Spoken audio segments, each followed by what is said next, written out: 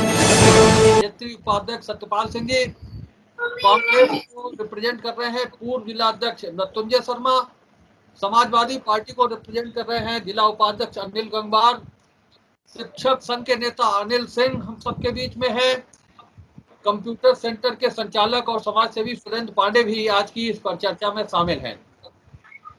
एक विषय है कि पहले खुले मदिरालय फिर शिवालय विद्यालय कब। हम लोग एक डिबेट इस विषय पर पहले भी कर चुके हैं। ऑनलाइन शिक्षा की शुरुआत हुई है, जैसे भी हो उसका मूल्यांकन बहुत अच्छा नहीं है, लेकिन एक शुरुआत हुई है और इस कोरोना ने बहुत सी चीजों की नई परंपराएं शुरू की हैं। कई चीजें सामने आ रही हैं कि अधिकांश जो क्लासेस हैं उनमें छात्रों की संख्या कम रहे और जो लोग भी घर से बैठ करके ऑनलाइन पढ़ सके उन्हें ऑनलाइन ही पढ़ाया जाए।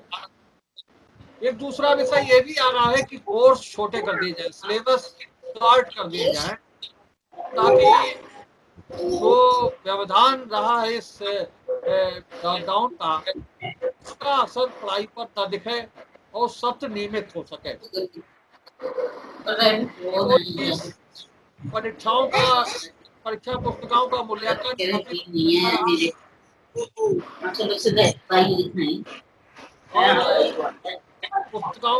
और पुस्तिकाओं का मूल्यांकन कार्य पूरा हो गया है। अब रिजल्ट आने की बारी है, लेकिन नया शिक्षा सत्र कब शुरू होगा इसको लेकर के निश्चय बना हुआ है। जो संबंधित लोग हैं शिक्षा विभाग के, वो जो इस विशेषज्ञ हैं उससे राय ले रहे हैं और तरह तरह की योजनाएं बन रही हैं।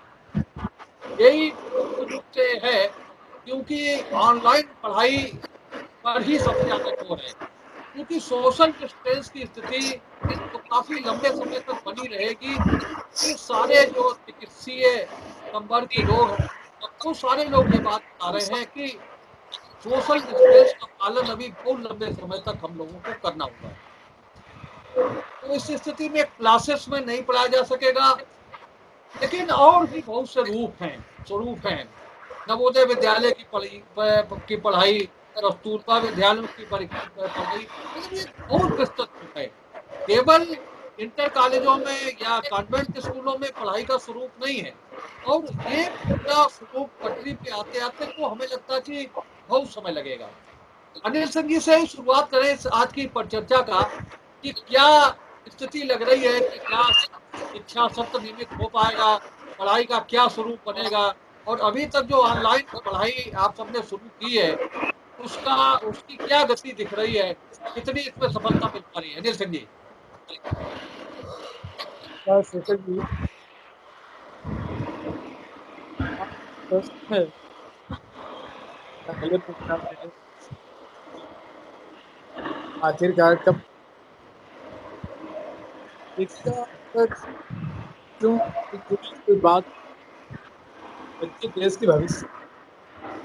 तो मेरा मानना है कि हमें त्रासदी में कोविड-19 इसको देखते हुए बहुत जल्दबाजी में निर्णय नहीं लेना चाहिए, क्योंकि माध्यमिक का तभी हुआ करता था। अगर उस सत्र को जुलाई से शुरू कर दिया जाए और तो मेरे हिसाब से विद्यालय जब खुलेंगे तो सत्र को हम लोग जून तक कवर कर लेंगे। हमें सीबीएसई की तरह अपने कोर्स को नहीं लाना है। माध्यमिक में जुलाई से सत्र को शुरू कर दिया जाए और स्थिति को देखते हुए स्कूल खोले जाएं। अन्यथा की स्थिति में एकदम जल्दबाजी का निर्णय नहीं। मेरा मानना है कि बच्चों के साथ हो कि बच्चों को रखा याद के तो बच्चों को एक साथ उचित नहीं है, लेकिन हाँ हो सकता है ऑनलाइन प्रारंभ कर दिए जाएं या ऑनलाइन न सही जुलाई से गार्जियन बच्चे अपना प्रवेश लें तो हम एक स्टार्टिंग का अच्छी शुरुआत हो सकती नहीं, अभी तक जो ऑनलाइन पढ़ाई शुरुआत की है उसका उसका क्या जी मूल्यांकन लग रहा है, क्या क्या स्थिति लग रही है इसकी? देखिएगा, एक अचानक व्यवस्था शुरू हुई। जब कोई चीज समस्या आती है तो हम एक solution ढूंढते हैं, और सोल्यूशन हमने ढूंढा।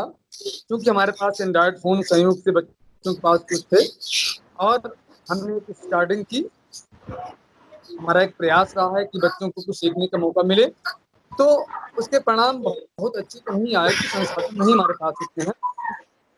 चलिए, बच्चों अगले के अगले राउंड में अंदर आपसे एक बात करेंगे। अगले राउंड में आपसे बात करेंगे। बहुत अच्छी ऑडियो आपकी नहीं आ रही है। हम आपसे अनुरोध करेंगे एक बार लेफ्ट होकर के फिर ज्वाइन करें, ताकि कुछ अच्छी जा सके। अनिल जी, आप बताइए कि आप भी स्कूल से जुड़े हैं कि जी क्या क्या स्थिति लग रही है जो ऑनलाइन शिक्षा शुरुआत की गई है, सरकार जी को जी। इसकी सहायता मिलेगी, क्या स्थिति लग रही है? देखिए शेखर जी, जो ऑनलाइन व्यवस्था की गई है, अभी तो उसका परिणाम जो ग्रामीण क्षेत्र हैं उसमें 1 या 2% में है। देखिए, सबसे पहली बात यह है कि स्कूल 14 मार्च को बंद कर दिए गए थे। सबसे पहले लॉकडाउन अगर लगा तो वो स्कूलों पे लगा, और वास्तविक लॉकडाउन 24 मार्च को किया गया। तो एक तो लड़का 14 मार्च से बंद हो गया आना, और सरकार ने एक आदेश दे दिया कि सबको प्रमोट कर दिया जाए। कुछ परीक्षाएं हो गई, कुछ नहीं हो पाई, आधी अधूरी परीक्षाएं रह गई, तो वो बच्चे घर चले गए।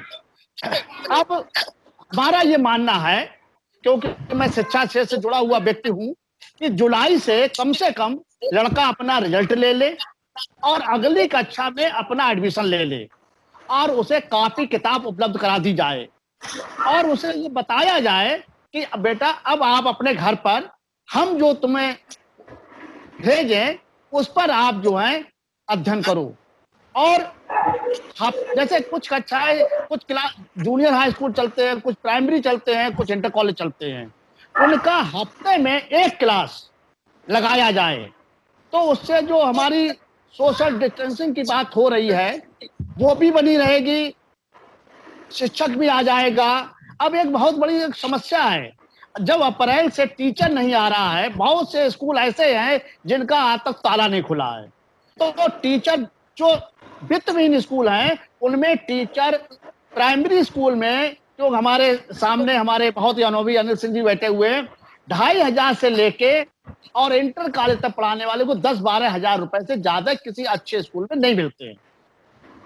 एक तो वो बेरोजगार है, उसकी हालत बहुत खराब हो रही है। यदि ये स्कूल जुलाई में नहीं खोले गए तो ये लोग जो है, जो बेरोजगार टीचर हुआ है, ये किसी दूसरी राह पकड़ लेगा और ये अपने इस पेशे से भटक जाएगा।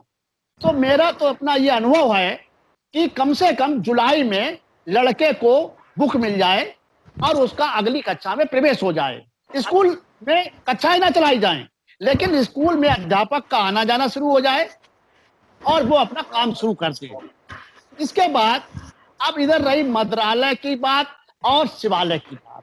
देखिए, सरकार के पास पैसे नहीं रहे, क्योंकि उसने समाज में लोगों को इतना धन बांट दिया, इतनी व्यवस्थाएं कर दी, तो उसे लगा कि पहले ये शराब के ठेके खोल दो, एक ही दिन में करोड़ों रुपया आ जाएगा। उसमें भी बहुत ही आपने देखा टीवी पर किस प्रकार दिखाया गया।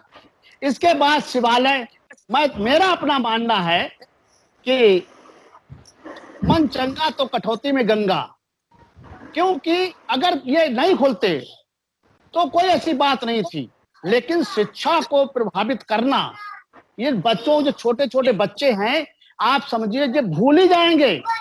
जो प्राइमरी में पढ़ते परिषद स्कूल में वो गिनती भूल जाएंगे अगर इनको सही दिशा नहीं मिली तो। और जो दीक्षा है या जो लोड कराया जा रहा है उसका कोई भी असर कहीं नहीं दिखाई पड़ रहा है। तो मेरा तो शेखर यही मानना है कि पहली जुलाई से टीचरों को स्कूल में आने दिया जाए और उनसे कहा जाए कि आप ऑनलाइन बच्चों को प्रशिक्षण दें, और वो हफ्ते में एक दिन आए एक क्लास, और उस दिन जो है उन्हें बता दिया जाए कि कल हम आपको ऑनलाइन आप व्यवस्था कर लीजिए, मोबाइल ले लीजिएगा। और सत्य शर्मा जी, बताइए, आपकी नजर में जो अभी तक ऑनलाइन पढ़ाई शुरू हुई है उसका कितना असर दिख रहा है? क्या होना चाहिए? कैसे शिक्षा सत्र चल पाएगा? नहीं, वो शेखर जी देहाती क्षेत्र है, देहात क्षेत्र में, जैसे हम भी देहात क्षेत्र से आते हैं, तो ऑनलाइन का बहुत ज्यादा असर नहीं हो पाया है। ऑनलाइन की रिजल्ट अच्छे नहीं आए अभी तक। जहाँ भी हमारे पास हमारे इंटर कॉलेज है, तो ये ऐसा सरकार को करना चाहिए। ये व्यवस्था कोरोना का जब कुछ हल्का हो, जुलाई से टीचर्स आना शुरू हो, और जैसी स्थिति बनती जाए, क्योंकि अभी सोशल मीडिया से माध्यम से और लोग मिले भी हैं, गार्जियन बच्चे को भेजने के लिए मन नहीं बना रहा है फिलहाल। वो पहले उसकी जिंदगी, ज्यादातर लोग कह रहे हैं पहले बच्चे की जिंदगी हमें प्यारी है, तो ये भी चल रहा है। तो बस जुलाई से जब टीचर आएंगे, उसके बाद क्या क्या स्थिति कोरोना की आगे बढ़ती है, और उसे देखते हुए आगे क्लास चलाई जाए, और कम उन्हें बांट दिया जाए 3-3 दिन, या बच्चों को कुछ बच्चे 3 दिन आए या 2 दिन आए, इस तरह से कुछ वो बनाया जाए, ताकि सोशल डिस्टेंसिंग का विशेष ध्यान रखने की जरूरत है। और बच्चे सब आए अगर एक साथ, बच्चों में सोशल डिस्टेंसिंग कोई नहीं बना सकता। वो आपस में इतने खेलते मिलते हैं, और कितनी भी उनकी पहरेदारी की जाए, कहीं न कहीं चूक जरूर हो जाएगी। तो इन सारी चीजों को ध्यान रख के ही और बहुत बारीकी से अध्ययन करके ये चीज आगे बढ़नी चाहिए, कि हर माँ बाप चाहेगा कि बच्चों की पढ़ाई भी जरूरी है, और जीवन उनका पहले जरूरी है, सुरक्षित और रहे। जिससे कि और हाँ सुरक्षित रहे, समाज भी सुरक्षित है। और बच्चों में अगर ये चीज फैली, तो ना माँ बाप सुरक्षित रहेंगे, ना परिवार सुरक्षित रहेगा, कोई सुरक्षित नहीं रह पाएगा। इन सब चीजों का ध्यान बहुत बारीकी से करना होगा, अध्ययन सरकार को भी बहुत बारीकी से देखना होगा, और विद्यालय जो चला रहे हैं लोग, उन्हें भी बहुत बारीकी से देख के ध्यान से करना होगा, ताकि कोई गलत परिणाम ना आए। बहुत गंभीर परिस्थिति से ये देश इस समय गुजर रहा है। माने जी, अभी शर्मा जी ने एक बात कही कि गार्जियन अपने बच्चों को स्कूल भेजना नहीं चाहते। ये केवल बच्चों तक ही सीमित नहीं। आप देखिए कि रेस्टोरेंट खुले हैं 8 जून से, लेकिन रेस्टोरेंट की स्थिति क्या है? एक छोटा सा उदाहरण बताऊं, आपने देखा होगा क्रिश्चियन कॉलेज के बाहर एक चाट वाला टिक्की वाला खड़ा होता है, और कितनी भयंकर भीड़ उसकी ठेली पर रहती है। हमने 2 दिन से देखा है कि वहां भीड़ नाम की चीज नहीं दिख रही, इक्का दुक्का लोग उसकी ठेली पर दिख रहे हैं। सुरक्षा सुरक्षा केवल बच्चों की नहीं, सुरक्षा सारे लोगों को अपनी जिंदगी प्यारी है, और वो स्थिति दिख भी रही है। जो चीजें बहुत जरूरी है, लोग वहां तक तो पहुंच रहे हैं, किराने की दुकान पर पहुंच रहे हैं, दवाओं की दुकान पर पहुंच रहे हैं, लेकिन पार्क में आपके जो जो चीजें जो रेस्टोरेंट खुल गए हैं उनमें, मंदिरों में भी कोई बहुत भीड़ नहीं हुई है। मंदिर भी सोमवार को पांडवेश्वर नाथ मंदिर का दिन था, मंगलवार को गुड़गांव देवी मंदिर का भीड़, तो जो रूटीन की भीड़ होती थी उतनी भीड़ नहीं दिखी है। लेकिन इन परिस्थितियों में शिक्षा का जो मामला है वो अपनी जगह पर है, और शिक्षा का सत्र अगर पिछड़ा तो उसे नियमित करना फिर आगे बहुत मुश्किल काम होगा। तो क्या लग रहा है आपको कि जो ऑनलाइन पढ़ाई शुरू की गई है उसे और आगे बढ़ाया कैसे बढ़ाया जा सकता है? कैसे जो उसकी खामियां हैं उन्हें कैसे दूर किया जा सकता है? हमें लग रहा है कि इस वर्ष हम लोग मतलब ऐसा सोचा भी नहीं था किसी ने भी कि पूरी दुनिया में इतना भयंकर संकट आएगा, और इस संकट को अचानक जो हम सभी के सामने आ गया, उसको हम सभी ने बहुत अच्छे से फेस किया है, और फेस करते हुए हम सब लोग आगे बढ़े हैं, और आने वाले समय में और इसको अच्छे से, इसके लिए हम लोग तैयार हैं। और समय हम माने या ना माने ऑनलाइन शिक्षा का है, क्योंकि ये आने वाला समय, अगर विद्यालय खुल भी जाएंगे तो गार्जियंस इतना आसानी से बच्चों को विद्यालय में नहीं भेजने वाला है। छोटे बच्चे तो हमें लगता है कि बहुत कम संख्या में पहुंच पाएंगे, तो कहीं ना कहीं तकनीकी का प्रयोग हमारे लिए एक मील का पत्थर सिद्ध होगा, तभी हम अपने बच्चों को पढ़ा पाएंगे, उन्हें आगे बढ़ा पाएंगे। और यही एक रास्ता भी है, यही एक तरीका भी है, क्योंकि पूरी दुनिया ने नहीं सोचा था। दूसरी एक बात हम यहाँ पे जरूर कहना चाहेंगे कि आज से 5 वर्ष पूर्व ही किसी को कोरोना नहीं मालूम था। देश के अंदर इतने शौचालय बने जिससे कि देश में जो गंदगी खुले में होती है वो ना हो। लोग जगह जगह थूकते थे, कूड़ा करते थे। स्वच्छता अभियान के तहत जागरूकता हुई, और ऐसे यदि लोग जागरूक हो जाएं तो हमें लग रहा है कि सब ये कोरोना भी संदेश स्वच्छता का दे रहा है, तो पूरी दुनिया में ये समस्या नहीं रहेगी। और बच्चों को टेक्नोलॉजी से जुड़ना ही पड़ेगा, क्योंकि आज एक बहुत बड़ा समय है। आज साक्षर और निरक्षर के बीच में जो सूचना तकनीकी है वो आकर खड़ी हो गई। आज वो व्यक्ति निरक्षर है जो सूचना तकनीकी के बारे में नहीं जानता। इसलिए धीरे धीरे कोरोना समाप्त होने में कितना समय लगे ये नहीं कहा जा सकता है, लेकिन बच्चे भी यदि घर पे बैठे रहेंगे, नहीं पढ़ेंगे, तो भी उनका पढ़ाई का नुकसान है। इस ओर सरकार कुछ ना कुछ ध्यान दे, उनका सिलेबस कम करे और कैसे उनको क्लासेस दे सकती है, इस पर हमें लगता है विचार करे। सतपाल जी, अनिल गंगवार जी ने एक बात कही कि जो शिक्षक 5,000 से 10,000 12,000 तक पाते हैं और उन्हें अगर लगेगा कि वहाँ सुरक्षा नहीं है, लाइन नहीं मिल रही, तो वो दूसरी राह पकड़ लेंगे। आपने देखा क्योंकि अपने शहर में भी एक बड़ी मार्केट डेवलप हुई थी कोचिंग की, और कोचिंग अब बहुत अनिवार्यता सी बनती जा रही है स्कूल के बच्चों के लिए। जिन स्कूलों में हम लोग पढ़े हैं उन स्कूलों में ही उपस्थिति अब ना के बराबर होती है, बच्चे नहीं जाते हैं, चाहे रस्तोगी कॉलेज हो, चाहे जीआईसी हो, चाहे भारतीय पाठशाला हो। लेकिन कोचिंग का एक मार्केट बना था, और कोचिंग का मार्केट इस स्थिति से निश्चित रूप से डगमगाएगा। कोचिंग जाने की बात नहीं होगी, वहां भी अगर ऑनलाइन मार्केट चलेगा तभी कुछ चल पाएगा, तो वो भी एक बड़ी स्थिति होगी। एक बड़ा मार्केट में बड़े लोग, बड़ी संख्या में लोग रोजगार पा रहे थे उस कोचिंग सेंटर से, वो भी अब बंद होगा। तो एक बड़ा संकट होने जा रहा है, सामने दिख रहा है बिल्कुल। इन सारी चीजों से कैसे फेस करेंगे, क्या क्या सरकार की योजनाएं चल रही हैं, क्या लग रहा है कि वास्तव में जो शिक्षा सत्र अनियमित होता दिख रहा है वो पटरी पर आ पाएगा देर सवेर? सतपाल जी।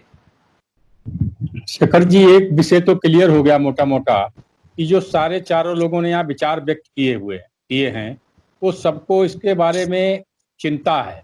लेकिन एक बात बहुत साफ है कि समाज में जागरूकता बहुत ज्यादा बढ़ गई है। हर आदमी इस चीज के बारे में जागरूक हो गया है कि कोरोना से बचाव कैसे करना चाहिए, इससे बचाव करना ही है। तो नेग्लिजेंसी बहुत ज्यादा जो हो रही थी, मुझे लग रहा है कि अगर सावधानी पूर्वक, जैसे हम सरकार के भरोसे, सरकार के फैसलों पर कुछ चीजें नहीं छोड़ सकते हैं।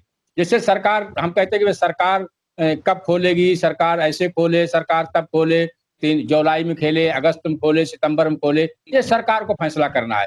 लेकिन कुछ मिला के सरकार तो फैसला कर देगी। जैसे अभी एक अगर सरकार नहीं खोलती है तो एक तो जैसे प्राइवेट सेक्टर में जो अध्यापकों का सवाल अनिल जी ने उठाया था, वो वास्तव में एक बड़ा उनके लिए भी एक संकट खड़ा है। दूसरी चीज है कि एक बार जो हमारे प्राइवेट सेक्टर के विद्यालय चल रहे हैं, जहां लोगों ने पहले फीस देकर उसको एडमिशन ले लिया है, उनके लिए भी नए विद्यालय हैं, तमाम ऐसी चीजें, तो एक उनकी अपनी भी एक समस्या खड़ी होगी। लेकिन इसको 2-3 हिस्से में बांटना पड़ेगा। एक तो जो कक्षा 5 से नीचे के जो स्कूल जहां हैं, जिस प्रकार के हैं, में हम क्या सिस्टम बना सकते हैं पढ़ाई का, एक तो इस पर हमको विचार करना पड़ेगा। और उसके बाद हम जूनियर हाई स्कूल तक की जब बात करते हैं, कक्षा 6 से 8 तक का, तो उसका भी अलग रणनीति बनानी पड़ेगी। और उसके बाद जब हम बात करते हैं इंटर और बीए, हाई स्कूल, इंटर और बीए की हम बात कर रहे हैं, इनका सबका, जैसे डिग्री कॉलेज है, खोलने में कोई बड़ी समस्या नहीं है, लोग जागरूक हैं भाई, उनके क्लासेज सीमित पीरियड हैं और अलग अलग, जब जिस पीरियड का क्लास अलग हो उस पीरियड में लोग आए, उससे पहले नहीं आए। ऐसे ही इंटर कॉलेज में भी शुरू करना पड़ेगा कहीं कहीं से। इसकी शुरुआत तो हम करेंगे, हम इसको फेस करने की हमारी आदत बनानी पड़ेगी। कब तक आने वाली विपदा से हम कछुए की तरह उसको अपने अंदर, उसको अपना सर छिपा के रह सकते हैं, क्योंकि इसका कोई विश्वास नहीं है। ये 4-6 महीना चले, साल भर चले, 1.5 साल चले, फिर ये पूरा एक सिस्टम हमारा चरमरा जाएगा। जैसे आप 70-75 दिन में औद्योगिक ढांचा चरमरा गया है, ऐसे शिक्षा जगत का पूरा सिस्टम ध्वस्त हो जाएगा अगर इसको 6 महीने और हम नहीं खोलें। और बच्चे या गार्जियन उस चीज को धीरे धीरे समझेंगे और धीरे धीरे उनको इसका बीच का रास्ता निकलेगा। मुझे लग रहा है कि जैसे उन्होंने कहा बाजार अल्टरनेट खुल रहा है, ऐसे ही जैसे उन्होंने कहा कि भाई आप कर्मचारियों के लिए कहा कि पहले 20% आए, 30% आए, दोनों का टाइम सेट किया, एक ये 7 बजे से 11 बजे तक आए और बाद वाले जो है 12 बजे से लेकर 4 बजे तक आए। तो ये कोई न कोई अपने को समय बांटना पड़ेगा, बच्चे भी विभिन्न टाइम पर आए, इसका कोई सिस्टम बनाना पड़ेगा। लेकिन वो जी समय बदल सकता है, ये कक्षा 5 तक, कक्षा 8 तक ये चल सकता है। उसमें से हमको चिंता करने की बात है कि हम कैसे उस सिस्टम को बनेंगे। जहां तक कोचिंग की बात है, तो इससे मुझे एक चीज और लग रहा है, कोचिंग का बाजार इससे डैमेज नहीं होने वाला है। अगर ये जब स्कूल नहीं जाएंगे तो कहीं न कहीं पढ़ने के लिए रास्ता इनको तलाशना पड़ेगा, और वो एक रास्ता कोचिंग का ऐसा है जहां 10 बच्चे पढ़ने जाते हैं, 12 बच्चे पढ़ने जाते हैं, सोशल डिस्टेंस का पालन करते हुए वहां उस चीज को पढ़ सकते हैं। लेकिन डायरेक्शन तो केवल कोचिंग से आप सारा काम चला सकते हैं, ये नहीं हो सकता है। और इसलिए कहीं न कहीं सरकार ने भी मुझे लगता है मन बनाया है। जैसे हमारे जो राष्ट्रीय जो सेंट्रल के जो मिनिस्टर हैं, उन्होंने कुछ परीक्षाओं की तारीखें भी तय कर दी, कुछ जुलाई से उन्होंने कहा भी हम करेंगे। तो धीरे-धीरे एक इसका कुछ प्रभाव कम होगा, हो सकता है टीका इसका कहीं टीका भी आ जाए, कहीं कोई ऐसी चीजें आ जाएं, ये धीरे-धीरे कुछ चीजें डेवलप होंगी, लेकिन इसकी शुरुआत तो हमें करना ही पड़ेगा। हम इस चीज से बहुत डरकर इसको अवॉइड नहीं कर सकते। अनिल जी, अंतिम राउंड में हम लोग बात इसी बात को कर रहे हैं कि कुछ व्यवस्थाएं बदलनी पड़ेंगी। जैसे सतपाल जी कह रहे कि हमने बाजार खोलना शुरू किए लेफ्ट राइट पैटर्न पे, हमने दफ्तरों में कम लोगों को बुलाना शुरू किया, तो कुछ ना कुछ पैटर्न बदलने ही पड़ेंगे। आप भले ही टेंट लगवा करके बैठा लें बच्चों को, या और कोई व्यवस्था करें, जो नियम है सोशल डिस्टेंसिंग उन्हें पालन करना पड़ेगा, और कुछ ना कुछ व्यवस्थाएं बदलनी पड़ेंगी। क्या लग रहा है आपको कि ये जो परिस्थितियां हैं उनमें बदली हुई व्यवस्था बदलने के बाद में भी स्थिति सही हो पाएगी? अनिल जी, मैं बोल हाँ अनिल मैं सिंह, अनिल सिंह जी बोले, अनिल जी बोले। अनिल सिंह जी, अनिल शिक्षक सिंह नेता अनिल सिंह जी। हाँ शेखर जी, एक्चुअल में अभी जुलाई में खुलने में अभी समय है। तब तक बीमारी के बारे में, कोरोना के बारे में ये स्पष्ट हो जाएगा कि इसकी स्पीड कैसे बढ़ रही है, घट रही है। अगर सामान्य स्थिति रहती है तो निश्चित रूप से सरकार इस पर अपना मंथन करेगी और अपनी गाइडलाइंस तैयार करेगी। जैसा कि सतपाल भाई साहब ने कहा है कि सरकार अपनी गाइडलाइंस समय समय पर देती है, और हर क्षेत्र में उन्होंने अपनी गाइडलाइंस को दिया भी है, और उस गाइडलाइंस के मुताबिक मुझे लग रहा है कि धीरे धीरे गाड़ी जो है वो लाइन पर आ रही है। अब एक बात जरूर निकल के आज आई है, वित्तहीन शिक्षकों की स्थिति वास्तव में दयनीय है। शुल्क नहीं आ रहा है, और जब शुल्क नहीं आ रहा है तो फिर जो प्राइवेट स्कूल है वो अपने अध्यापकों को वेतन नहीं दे पा रहे। एक घटना मेरे भी स्कूल की है, क्योंकि हमारा जो इंटरमीडिएट है वो वित्तहीन है, और हम अध्यापक को मात्र 3,000 सैलरी दे पा रहे, और 3,000 सैलरी में उन्हें एंड्रॉइड फोन खरीदना बड़ा मुश्किल हो रहा है। एक दो अध्यापकों के पास एंड्रॉइड फोन नहीं थे, और उन बेचारों ने वो सिस्टम से जुड़ नहीं पाए। तो कहने का हमारा आशय ये है कि अगर शुल्क नहीं आएगी तो सरकार को इस तरफ ध्यान देना होगा कि जो वित्तहीन के संस्थान हैं, जहाँ अध्यापकों की स्थिति ठीक नहीं है। जी शेखर जी हाँ, ऐसा है, प्राइवेट शिक्षक के ऐसा जुलाई में अगर स्कूल खुल जाते हैं तो सारी समस्याएं हल हो जाएंगी। और मैं एक प्रयोग बता रहा हूँ आपको, जैसे 10 बच्चों का क्लास लगा, उसकी एक वीडियो बन गई। अगर किसी टीचर ने मैथ पढ़ाया है और मैथ की उसकी 20 मिनट की एक वीडियो बना ली गई और उसे उस ग्रुप पर डाल दिया गया, तो वो लड़का जो है, जो जितने लड़के उससे जुड़ जाएंगे वो उसको पढ़ लेंगे, देखेंगे, और जब दूसरे दिन 10 लड़के आएंगे तो उनको अपनी बात पूछने का अधिकार मिल जाएगा। तो टीचरों को जब फीस आने लगेगी तो टीचर भी स्कूल में आएगा, अपने क्लास में 10 लड़कों को पढ़ाएगा, तो उसे भी पेमेंट मिलने लगेगा। तो एक जुलाई से, अच्छा पहली बात यह है कि अभी कॉपी किताब नहीं है, तो जब कॉपी किताब नहीं है तो बच्चा निष्क्रिय है, वो घूम रहा है, वो अपने गांव में इधर उधर जा रहा है, इधर कर रहा है, वहां बैठा है, तो वो उससे बचेगा। उसे जब होमवर्क मिलेगा तो वो घर पे काम करेगा। अभी वो जो है बागों में, खेतों में, नहरों में दौड़ रहा है। तो ऐसा नहीं, बच्चे घर पे बैठे हुए हैं। तो इससे बच्चों को एक सुरक्षा भी मिल जाएगी, और स्कूलों को साथ। समय खत्म हो रहा है, तुझे शर्मा जी 1 मिनट बताइए, और क्या सुझाव हो सकते हैं? ये बताया हमने बच्चों को, जो देहाती क्षेत्र हैं उन सभी पे बहुत कमजोर बच्चे भी उसमें से बहुत हैं, एंड्रॉइड फोन ले पाए, बहुत से परिवार ऐसे नहीं ले सकते हैं, उनकी स्थिति ऐसी नहीं है। तो ये हो सकता है कि अलग अलग दिन बांट के बच्चों को बुलाया जाए, शुरू में उन्हें ट्रेंड किया जाए, प्रतिदिन ट्रेनिंग दी जाए कि सोशल डिस्टेंसिंग बहुत आवश्यक है, ये बहुत बड़ी महामारी है, इससे कैसे बचाया जाए, उसे उसकी सीख दी जाए, उसे प्रेरित किया जाए बच्चों को, और फिर अलग अलग दिन करके बुलाया जाए, कम बच्चे आए और कायदे से दूरी बना के बैठाए जाए, जिससे कि उनका सोशल डिस्टेंसिंग का ध्यान बना रहे, और जितनी भी एंड्रॉइड फोन हो उससे ऑनलाइन पढ़ाई हो सके वो भी की जाए, और जिनके जो नहीं ले सकते हैं उन्हें विद्यालय में बुलाकर उन्हें वहां पढ़ाया जाए। और बच्चों को, लेकिन ये सब चीजें जुलाई आते आते तय होगी कि कोरोना की महामारी अपना कितना जोर पकड़ रही है या आगे थोड़ा थम रही है, उस हिसाब से तेजी पकड़ाई जाएगी विद्यालयों को, और नहीं थम रही है तो ये सरकार और जो व्यवस्था देख रहे हैं विद्यालयों की, उनके बीच बैठ के एक मीटिंग हो, जैसा हमेशा हुआ करती है, शिक्षकों और प्रधानाचार्यों के बीच, प्रबंधकों और अंतिम में समस्या। क्या स्थिति बनेगी, जुलाई से क्या स्थिति बनेगी, जो चीजें चल रही हैं उनको लेकर के कितनी सफलता मिलने वाली? जुलाई से हमें लग रहा है कि सीबीएसई की परीक्षाएं प्रारंभ हो रही हैं, सरकार कुछ ना कुछ रास्ता निकालेगी। इसमें आपके चैनल के माध्यम से एक सुझाव हमारा भी है, हम विद्यालय को 2 शिफ्ट में लगा सकते हैं, उससे हमारा संख्या बल भी कम हो जाएगा। 4 घंटे की एक शिफ्ट, 4 घंटे की दूसरी शिफ्ट, अलग अलग अगर बच्चे आएंगे तो किसी विद्यालय में 2000 बच्चे हैं तो आपको आई विटनेस न्यूज का ये एपिसोड कैसा लगा? आप हमारी खबरों को लाइक करिए, इन पर कमेंट करिए, और अभी तक अगर आप हमारे चैनल से नहीं जुड़े हैं तो हमारे चैनल को सब्सक्राइब करके हमें अपना सहयोग प्रदान कीजिए, ये आपसे निवेदन है।